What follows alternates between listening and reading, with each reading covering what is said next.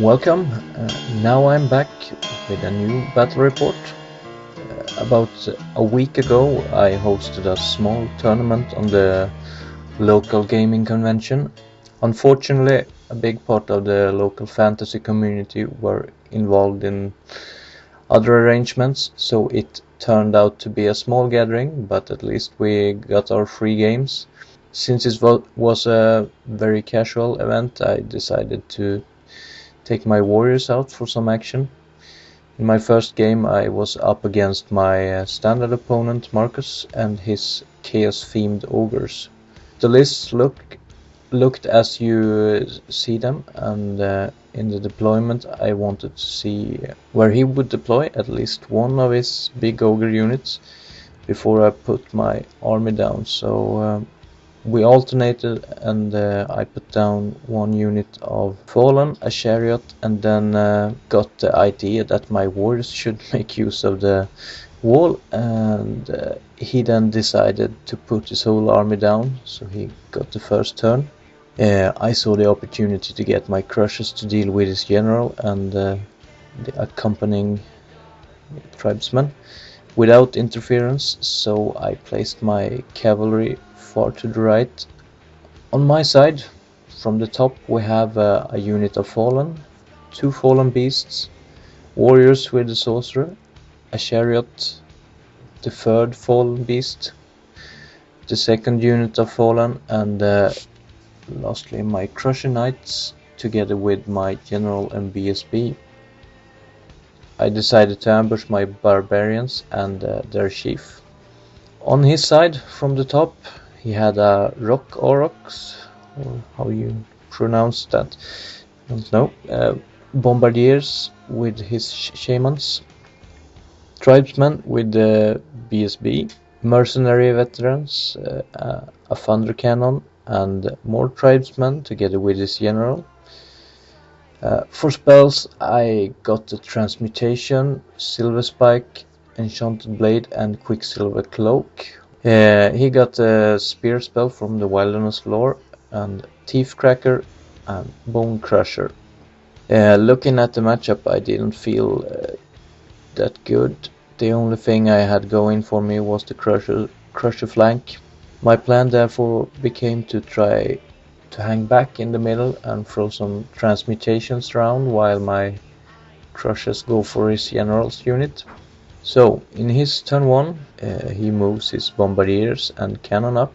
The aurochs goes straight ahead while the rest of his combat units hang back a little. In his magic I think he get the bone crusher through and kill some warriors, and then his bombardiers proceeds to pick 1 wound of the chariot. In my turn 1 my brain hasn't woken up yet, so instead of putting up my beasts as roadblocks for his aurochs, I try to sneak them around together with my left Fallens. I failed so badly with my sneaking that one of the beasts rolled too far on the reroll move that it charges the aurochs instead. Since I don't think I can get away from the aurochs with the warriors, I decide to claim the wall and wait. My crushers and the Fallen move up a bit. I position so that my BSB can charge his cannon if it moves up, and in my magic I get transmutation with irresistible force on his bombardiers, but he still managed to dispel it. In combat then, the aurochs swat the beast, and we're off to turn 2. The aurochs charge my warriors, and he then shuffles around a bit in his deployment zone to meet the threat of the crushers. In the magic phase he gets the boosted spear off in the flank of my crushers, so I decide it's time to pull out the scroll and then dispel all other attempts. His bombardiers take a wound from a crusher, and his cannon hits this time but fails to wound instead. In combat his aurochs kills 4 warriors with the impacts. I then do 3 wounds back before he kills 2 more. I am now on 3 wounds from losing steadfast when he then kills 6 with his thunderstomp. The warriors, together with a level 4 sorcerer, auto break and are of course then run down. Not that I didn't deserve it, since I should have known they couldn't stand up to a charge from that one. But with a third of my army already down, I'm now planning for how to salvage as many points as possible from this before I lose. Since my barbarians comes on the board, I decide to try to finish off the Aurochs at least, thinking that his mercenaries only are strength 4. I'm thinking that my BSB should be able to handle them quite easy, so I charge and make it in with only the BSB. I really need a charge with my crushers next turn and don't want to risk a failed charge, so I move them up so that he will need to roll an 8 on his charge for next turn with his tribesmen. I do this so at least I have the odds in my favor, small though they may be. In the shooting phase, I think I do 1 wound to his Aurochs, and in combat my BSB kill 1 mercenary but take 2 wounds back. He then charges his bombardiers into the flank of my BSB and also make the charge into my crushers with the tribesmen, getting that 8. He decides to turn his Aurochs against my barbarians. He should probably have been better off just have run it away. In his magic he gets Teeth Cracker off on his tribesmen. In combat my BSB do 2 wounds to his mercenary champ and then gets killed. He then overruns with the bombardiers, perhaps to get out of range from the chariot and the Fallens. I don't know really, but nevertheless he did. He then does 4 wounds with his impact hits with the tribesman. My unit kills the champ and almost 2 more, and he then picks the last wound from one more crusher. I lose on musician, but stick and then reform. So my turn again, and I charge the chariot into the mercenaries and the fallen into the flank of the bombardiers. Both make it in, and after some inconsequential moving I shoot a wound from the Aurochs. In combat our generals fight the challenge, where I give him 3 wounds, and he then kills a crusher and I give some wounds back on the tribesman, but he still sticks around. Next my fallen kill a bombardier and lose some back, and he sticks here too. My chariot goes in and kill 1 mercenary and then gets squashed.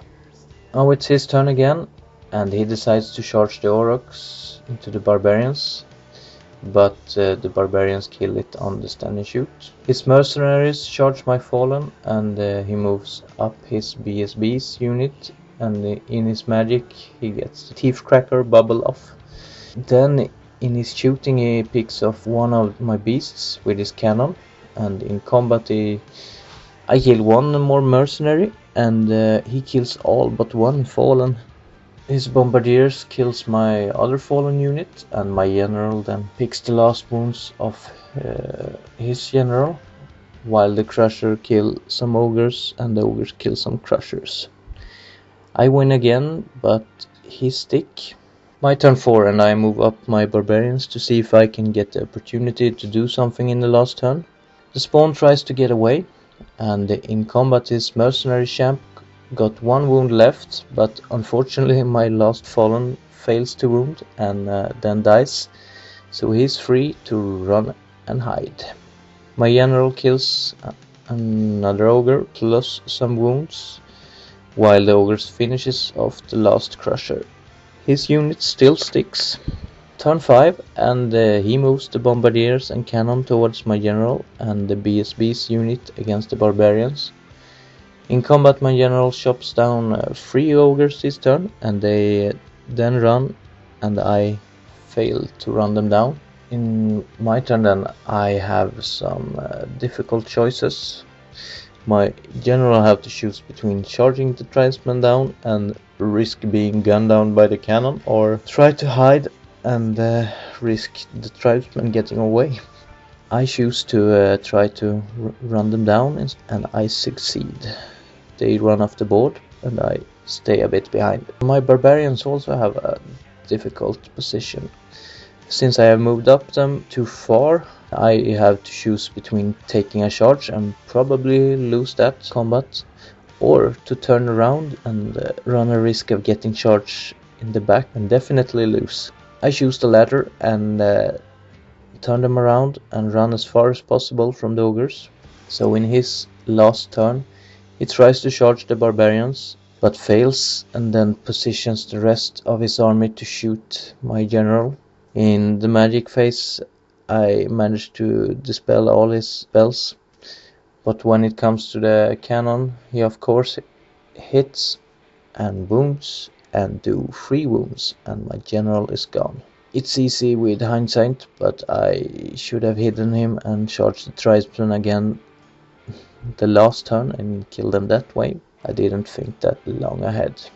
In my last turn I take the long shot of panicking the tribesmen with my throwing weapon barbarians, but there's no surprise there, so I fail. And there the game ends. So it turns out to be a huge loss with 3 points to 17. So what's to say about this game then?